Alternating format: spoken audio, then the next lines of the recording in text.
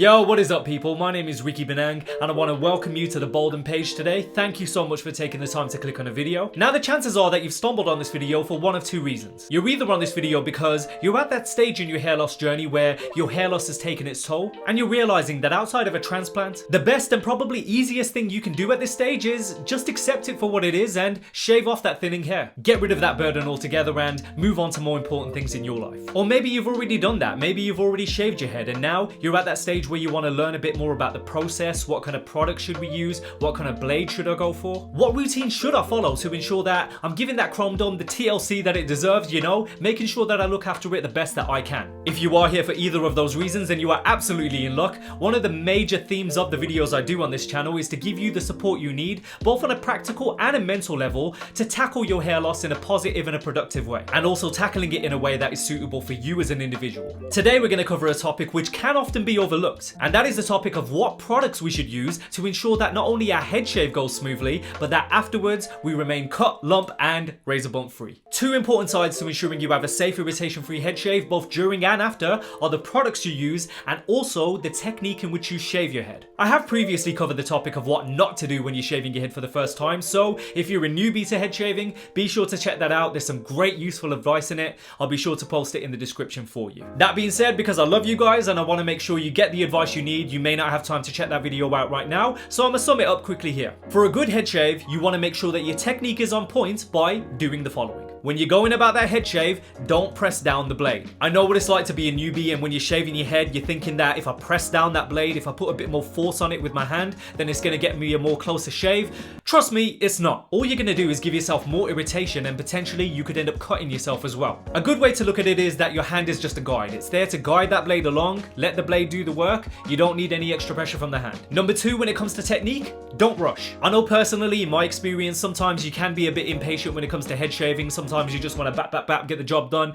You don't want to be about that life. Ensure that you're taking your time and doing this with a bit of care and patience, going over each section of your head nice and slowly. Number three, and this especially applies for those of you with sensitive skin, don't go over the same areas too many times. This will only increase the likelihood of you having irritation afterwards. Number four, and this one is important. Make sure that before and during the shave, your head is well hydrated, and you can do this with a good shaving foam, a cream, even a moisturizer. The reason you want to do this is not only will it help in you getting that close shave, it will make the job of the blade that much more easy as well, because it will be that much more easy to just glide the blade along. Okay, so now we're going to move on to products, and like I said, this is something that I feel is very essential, but it can be overlooked sometimes. What I would recommend for a good head shave and also to avoid any irritation, you firstly want to start off with a good pre-shave oil. And the reason you want to use a good pre-shave oil is because not only will it help you during the shave, but also afterwards you're going to be less likely to get any irritation such as razor bumps or burns. And you also want to make sure that you have a good shaving foam to ensure that your head is well hydrated throughout the shave. So this is the pre-shave oil I use at the moment, and as you can see,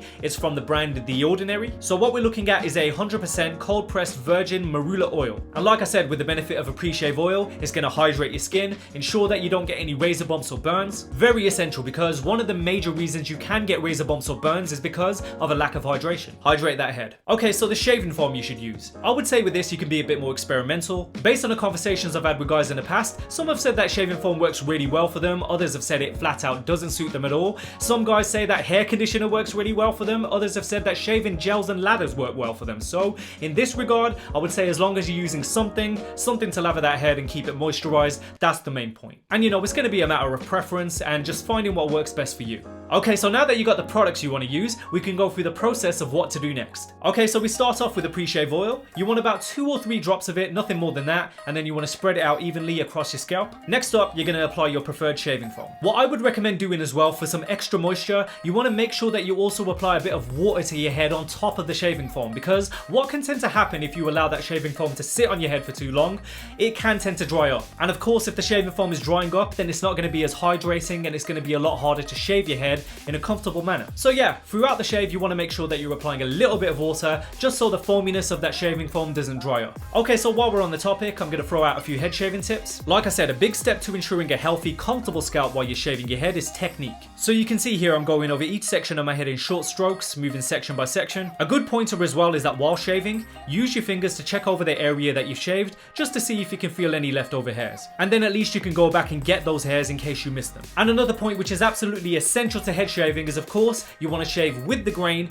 and then against the grain. Shaving with the grain basically means you're shaving downwards towards the direction of your hairline, and shaving against the grain basically means the opposite. You're going upwards and you're pulling out more hairs that way, so you're going to get more of a closer shave. Of course, for safety, you always want to start with the grain and then you want to go against the grain after that. Okay, so now that we're done with the head shave, you want to rinse out those foams and oils. Now at this stage, I would recommend hopping in the shower, so maybe you want to fit your head shaving routine to be just before you shower. That being said, it's no big deal if you don't shower next. You just want to make sure that you really do rinse out those foams and oils so that it's ready for the next step. Okay, so now that we're done with the head shave, we want to make sure we moisturize that head. And guys, I cannot begin to stress how important this point is going to be for you. Moisturizing your head is so important for making sure that bald head is healthy, doesn't get wrinkly, and age quickly as you get older. And of course, once again, moisturizing that head will assist you in ensuring that you don't get any irritation from the shave. So the product I use at the moment is called Cetraben, and the reason I recommend it is because that it's fragrance free firstly, and that is great for sensitive skin. You always want to avoid the products that have fragrance in them when you have sensitive skin, as this could cause irritation. It's also known as a fatty lotion. What can I say? I like them thick. It also suits pretty much all skin types, and I just feel so great after applying it. And as a guy with sensitive skin, I can absolutely say without any hesitation that since using this product, I've had no irritation after head shaving whatsoever, even regardless of the blade I use. And that just goes to show how great of a job it really does in moisturizing your skin on both your face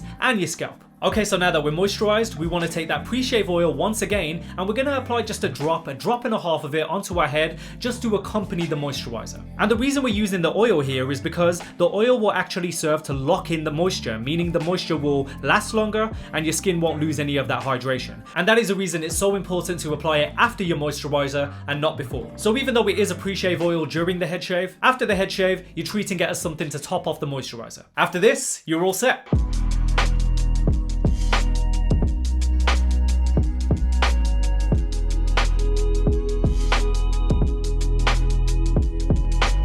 So to my bald brothers and sisters out there, you beautiful, beautiful people, I do hope these steps assist you in rocking that chrome dome to the fullest and being able to step out of the house with plenty of good energy, plenty of self-love. And a final message from myself to all of you on the road to embracing your hair loss. I truly hope you know that you are not alone. I know that hair loss can be a real mental hurdle and it can make you question so much. Your dating life, your social life. It can even get to a point where you look in the mirror and you don't know who you are anymore. You question your own identity because you've lightly grown up looking in that mirror and seeing this beautiful guy or girl with a head full of hair, and you're just not used to this change. But you got to know that change is a part of life, and life is always going to be a game of losses. Eventually we're all going to lose our looks, we're all going to lose our hair, we're going to lose a lot of aspects to us, but you gotta remember not to allow the things that you lose to define who you are as a person. Embrace the change with a sense of optimism. Understand that you're not the first and you certainly won't be the last in embracing this change. And with that being said, I truly hope that I can leave you feeling inspired today. Anyway, that's all for today, guys. My name is Ricky Benang and I want to thank you so much for tuning in. If you found the video helpful, be sure to like, comment, subscribe, hit the notification icon to be notified of all the latest content, all that good jazz. If there is anything else you want me to cover, be sure to let me know. Other than that, peace out, people. Much love. Take care.